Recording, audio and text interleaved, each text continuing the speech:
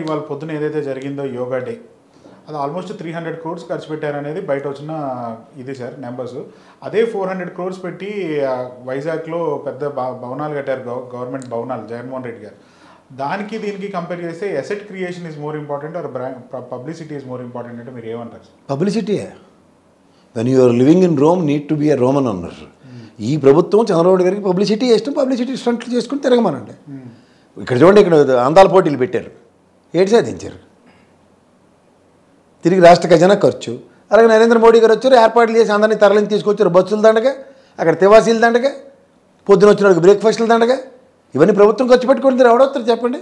లేదా యోగా సెంటర్లో అందరూ పిలుచుకొచ్చి ఇక్కడ యోగాసనాలు ఏంటి వాళ్ళు ఒక్కరోజుకి మని ఓ నెలల నుంచి చాటింపులు వేసి ఒక బస్సు ఏదో పెట్టి తీసుకొస్తే కాదు, ఏడాది నుంచి అందరినీ తరలించపోతే 500 రూపాయలు పెనాల్టీలు వేస్తాం డ్వాక్రా మైల్ కంటే. చచ్చినట్టు తీసుకొచ్చారు. ఏడు చేస్తారు. ఒలింపిక్స్లో కూడా పెట్టమంటున్నారు సార్ అసలు యోగా. అది ఏంటది? ఒలింపిక్స్లో యోగా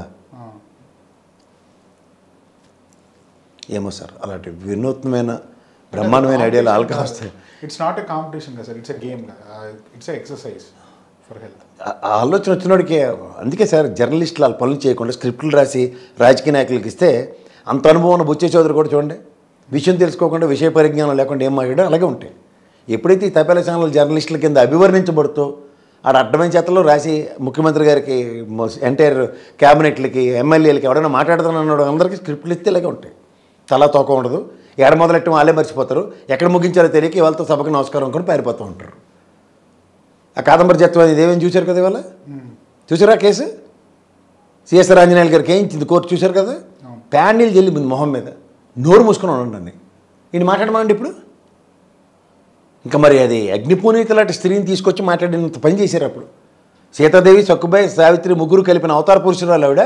ఈవిడ ప్రపంచం తిరగబెట్టేస్తుంటే మేమే కాపాడబోతున్నాం అని చెప్పిన ఈ జర్నలిస్టులు మాట్లాడమండి గౌరవ న్యాయస్థానం ఇచ్చిన వెరిడిక్ట్ మీద.